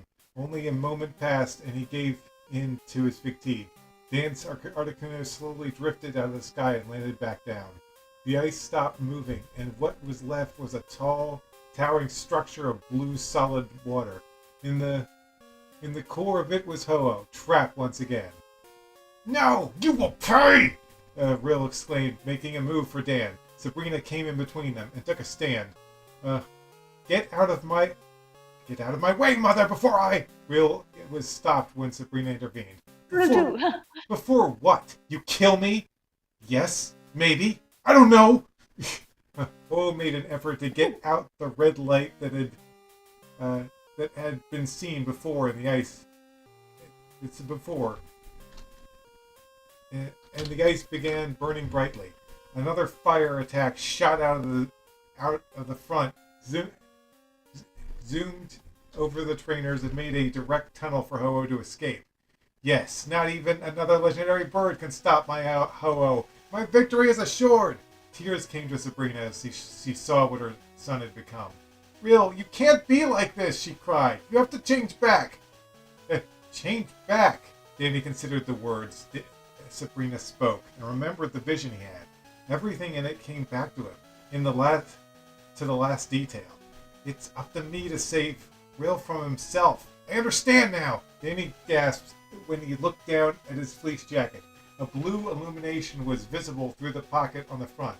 It became brighter after he unzipped it. The strange feather that he had received on Cinnabar Island was still there. Its light stretched to the heavens, just as Reels had after he summoned Ho-Oh. The mysterious bird that had been watching over I almost said Yu-Gi-Oh! Watching over Yu-Gi-Oh's island. Watching over Icewing's island was shocked to see the vertical streak keep of light. reading until I need to go to the bathroom and refill my water. Don't mind me. Okay.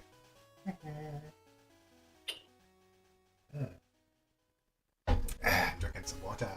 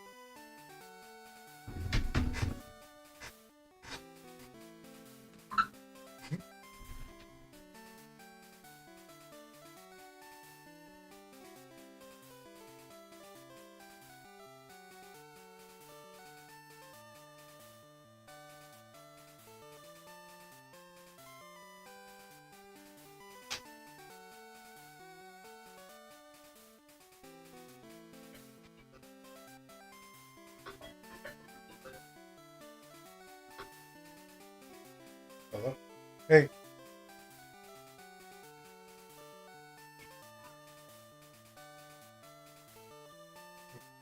You're scared of what?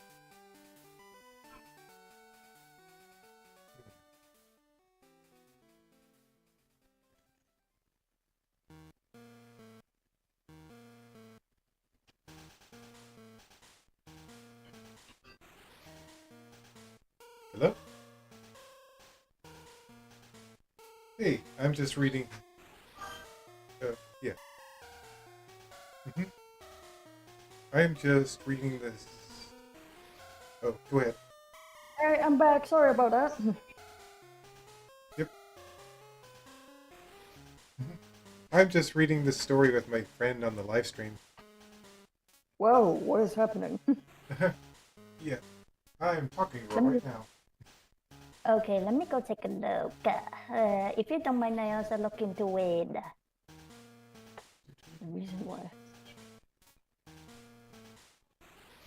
Oh, okay.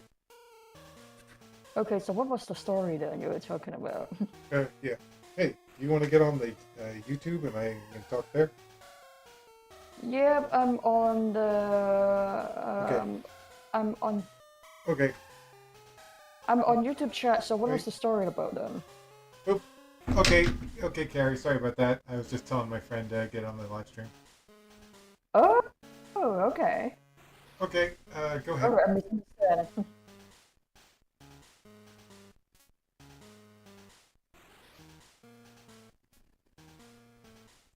Alright then, let's get back to our story. Yep. Where did it go? I think it was me reading, right? Yeah, I think yeah. it was me reading. Sorry about that, but yeah. The mysterious bird that was watching over Icewing's Island was shocked to see the vertical streak of light. I need it! Wait, so what did I miss? Let's see. Dan was just saying he thinks he realizes how to defeat Rill. Wait, so what is wait, Ryu was stuck in his powers or something? He's being overwhelmed by his own power, basically. I'm needed. What? The Dragon Son has a special feather as well. That is right. Wait, where did he get that feather though? It was actually given to him by Lugia back when Lugia saved him on Cinnabar Island. That was a long time ago. Wait, so, hold on, what was the story back then? Because I don't think that we have a moment with Lugia, though. I don't think that we did we? We didn't know it was Lugia at the time. It was just a strange Pokemon you could barely make out. Okay. So, okay. What? Okay, that's right. Your evil ends now! Ryu was overwhelmed by fright. The words that Danny used were the same as he said in his dream. Attack him, Ho-Oh! Ryu's enslaved legendary bird left the ice tower like it was a hangar. Danny was scared stiff. Ho was the only couple yards away from him. Dan could do nothing. All the Pokemon used every drop of their strength to use their hybrid beams at total power. Pauline exclaimed, "Run!" Stephen shouted. Danny's legs were locked in place and he braced himself. No one knew what to expect as something unexpected took place. Ho-Oh gently slowed down and began moving backwards. It was clear that... Let's see, is it? Okay, it's my turn. Ugh. Yeah. Ho gently slowed and began moving backwards. It was clear that it had no control over itself. It continued being towed, eventually being stopped at the ice tower. I swear that bird has more trouble with ice, Cliff remarked. But who was responsible for that? Claire looked to Jack and his family. They were still lying down helpless. She then looked to Sabrina, who shook her head. Who did that? I did. Danny's light retracted back to the silver feather from whence it came. Is that guy actually a dragon or a bird? Because it looks strange as a bird and something that is not a bird and also a dragon. It makes me confused. Well, I can tell you one thing, it's not a dragon type. You call it the bird is a weird-ass looking bird. It is a weird-ass looking bird, yeah. Another legendary bird had arrived. Danny fell back from shock.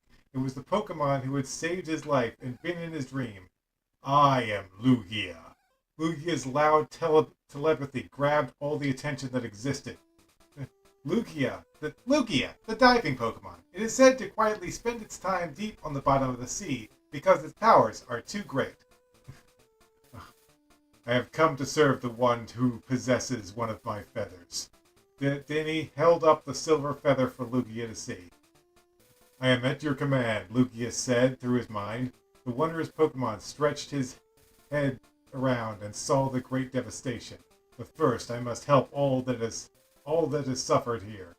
Lugia started making a strange and yet soothing melody. It was so peaceful that it felt like it could give peace to the whole planet. The sound that Lugia made quickly became more than just entertainment, however. The Pokemon that exhausted themselves were being healed. Jack was awoken as the rest of his family. As well as the rest of his family. The ice that had overcome the area melted down and the plant life returned to what it was. Polly and Steven looked at each other. They both had the same idea. Their water Pokemon that had been hurt by Tyranitar were still injured, and they released them. Lugia healed them just as he had the others. Polly, what happened? Lapras asked, awakening with no pain or paralysis. Lapras, you're healed! Polly hugged Lapras around her long neck. Lugia! Lapras awed. You know Lugia? Polly jumped. Yes, I saw him many years ago. I was just a baby then. It was the time when nature was thrown off its balance. Pokemon from all over the world traveled to where the problem was in an attempt to help. Yeah. My family was one group of Lapras that came. We had made it so close to where the disturbance started, but there was nothing we could do. Only Lugia and a young boy made a difference then. I saw them flying together in the midst of the storm, but it was only for a short time. I'm lucky to remember it at all. Danny's Pokemon stretched and got back into fighting shape. Icewing was healed as well, but Lugia warned him of great danger. Articuno, you must leave and return to your island at once, before nature is endangered again. Arr! Do not worry about your friends. I will finish what you started. T! Yeah, I think that he probably also says something like, also you can go and finish your stupid ice sculpture. You can finish your stupid ice sculptures. And then Dan's like, wait, what are you doing again? What are you doing? What ice sculpture? It's like, bye. It's like, Icewing, what do you mean by ice sculpture? Bye. The ice bird looked back at Dan, who had called his name. Goodbye, my friend. Icewing responded with a smile and started flying. Ho-Oh, I will not stand for this. I will not stand for this. Stop that overgrown blue Pidgey from escaping, and then start fighting this new one. Ho-Oh's move to pursue Icewing never happened. Lugia held it back until the retreating Ho-Oh Articuno was long gone. I hate all these annoyances. Excuse me, did you just call us annoyances? Asked Greg. Rill looked around him. He was surrounded by everyone there. The gym leaders, Jack's family, Dan's family, the Elite Four, and all of their Pokemon. Danny's Tyranitar, who had attacked Jack and John, connected Rill with Ho-Oh and was now furious with him. Checkmate! Jack exclaimed as he and John grabbed Rill by the arms. Both of them began releasing Rill's psychic powers. Red glowing specks. That's not how you spell specs. Exited his body. Oh, I guess it's... let's see, how long have we been doing this? Let's see, hide. 4 hours! Okay, Carrie, I think maybe we'll just do 2 more pages. How does that sound? We got like 12 more pages to go. Do you want to do it, or we can wait until... Yeah, we can stop it in here if you want to. Because I think the next part we're reading is incomplete right now. Or it's missing some parts, so I have to remake later anyway, so it's probably not going to be that long. So next time we'll just finish this part and then start on that, so that's fine. Anyway, let's stop it. Let me go, stop it! It's working, hold on to him! Hey! Okay, and I think that we, okay. Ho-Oh worked against Lugia's psychic restraint and made it difficult for the legendary diver. Is he a diver? I'm so confused. Yeah, Lugia lives under... like a diver. Lugia lives under the water, even though he's not a water type. Yeah, he is like, please don't ask. I can dive. Please don't. Please do not. I can't sustain Ho-Oh from escaping anymore. He lets go, and Ho-Oh attended to his master's desire. His two wings snapped John and Jack in opposite directions. Thank you, Ho-Oh. Now take care of those two before you fight Lugia. Once they are gone, I will reign the world as the most powerful psychic. Ho-Oh swept his wings back and forth, making a destructive wind that tossed Jack and his brother above. Lugia! Then he summoned. Lugia turned to Dan's young son, giving him full attention. What do you wish of me? He cannot Jack and John. They need to transform you back to what he was. Okay. Lugia opened his mouth and poured together particles, fusing into a shining globe that looked similar to a hyper beam. All strands of light. Wait, but funny enough, we don't see them in Legend. We don't see these two in Legend Arceus, though. Where were they? No, they're not really a focus in that game. And this, yeah. I think they are not in. I don't think they are in that continent too either. Oh, relentlessly pecked at Jack with its beak. That is going to hurt. And the super psychic's disable was too weak to keep. And the super psychic's disable was too weak to stop it. Lugia's mouth is shot of like crashing into Ho's back and moving it down until it came in contact with the ground. Jack and John teleported to where Barbara stood. They had made it away just in time. They had made it away just in time. A gargantuan blast exploded from the ground and Ho took damage as it had done before. What did you call that? Danny stuttered. I called it Aeroblast. Lugia replied. Jack was laying face down, so Barbara pushed him over. Aeroblast, eh? Polly Green looking down at her Smeagol. Oh, I forgot. Hold on. We got a picture. We got a picture.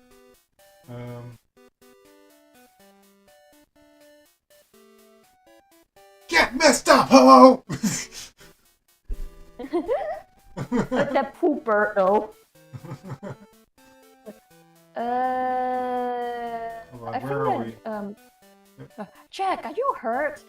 I will live. He replied, sounding like his whole body had been pulled apart and put back together. That was great, Lugia. Danny complimented. Look out! Lugia alerted. Rill appeared behind Danny and attempted to snag Lugia's feather out of his hand. Thankfully, Lugia thought fast, and a light blue shield surrounded himself and Danny. I will not allow you to take control of me for your own evil ways. You will, Rill declared. All humans and Pokemon alike shall one day bow at my feet. Ho-Oh, get up and attack them! Rill waited his bird to instantly arrive to follow his commands, but it did not happen. Ho-Oh was battle-worn, and it remained inactive, lying completely motionless on the grassy field. What are you doing? Get up! There was no response by Ho-Oh to Rill's order. Fight now! Ho-Oh will not fight, Lugia informed. His will has been crushed again and again by the many attacks on him. What will you do now, Rill? Danny asked. Your slave will no longer. Your slave will no longer. You got a typo. You got a typo in there. Your slave will no longer protect you. Lugia pointed out.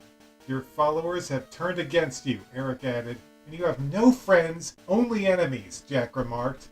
My Pokemon will fight for me, Will exclaimed, throwing out all 6 members of his party. His Pokemon did not make any effort to defend their master. They merely looked at him and walked away. How can you do this? I trained and raised you all! No, you didn't, Sabrina corrected. The Rill who trained them is gone. Or so you've told us. No one can live like this, Rill, Barbara informed. It's impossible to live a true life by yourself with no friends. The good Rill isn't gone. This is just a redo of how you fight Sabrina, isn't it, in the anime? The good Rill... Also, did Dan fight Sabrina before? I don't think that he did. I can't actually remember. Did he? I don't think he did he? I can't remember what happened. It was a long time ago. The good Rill isn't gone. Actually, I think they might have just stolen the badges from Sabrina. It's like, we're not dealing with your dollhouse bullshit. Okay. The good Rill isn't gone, Jack stated. He's just trapped inside you. And if taking away your psychic powers is what it takes to bring him back, then so be it. Come on, John, let's get this over with. Jack and his twin took step after step, getting closer to Rill. Rill looked afraid. He could not think of any way out. He was getting ready to surrender to them, but a golden opportunity caught his eye. Greg got up and took his sister to wake her. Linda, can you get up? He asked with concern. I don't think I can, she answered. I'll help you. The caring older brother put his arm around his sister's back and pulled her up. The Rill laughed wildly at the circumstances. What are you laughing about? John questioned. Oh, Jack, you are so stupid. Rill continued laughing when he moved like a lightning bolt next to Jack's kids. Hello, Greg. Oh, that should be me. Hi, Greg. I think, yeah. Oh, yeah. Yeah. Hi, Greg. Rill exclaimed, kicking Greg in the stomach. Linda's brother let go of her and she fell onto Rill. He held her hands behind her with mental bonds. What are you doing with her? Naive Jack, you fell for every trick I used. What do you mean? Capturing Kanto, demanding the Master Ball, take control of Ho-Oh. None of it was my main objective. They were simple little things I did to fool you. But Oh, you should know what I'm really after. No! Jack trembled when the truth came to him. Linda, I need your help. Rio put his hand on both sides of Linda's head and dug into her thoughts. No, I won't let you. Uh, uh, Jack shouted as he ran to help his daughter. I'm sorry, Dad. Too late, ex-master. Rio declared as he transported himself and Barbara out of eyesight. Wait, where did they go? What is he up to? Then asked, why didn't I foresee this? He was after it the entire time. What does he mean? The Psycorp. What is it? The psychic relic that was been passed down from the Sire family generation to the next. It has the ability to draw on the hidden strength in humans and Pokemon. He only let those he trusts to use it. I have to go after them. Jack exclaimed about to do teleportation. No, don't do it. You don't have enough power to make there and back.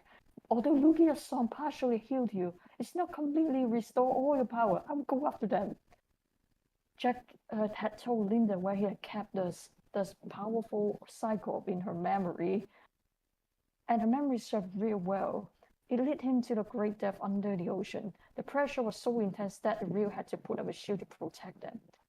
A brilliant hiding place, Rio commented. I really admire your father's ingenuity.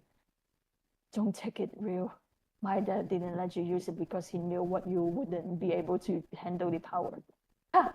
What would he know about power? He can't even use his. He does, but only at the right times, unlike you. Okay, we'll take a break for now. And we leave it in a cliffhanger. That's a long chapter. That was a lot. Okay. Well done to us, though, we survived it. Oh man, that was a lot of. We're gonna take away your power rail, but Tyranitar showed up. Okay, well we're gonna take away your power rail, but Hello showed up. Oh, okay. We're gonna take away your power rail. I kidnapped your daughter. Damn it!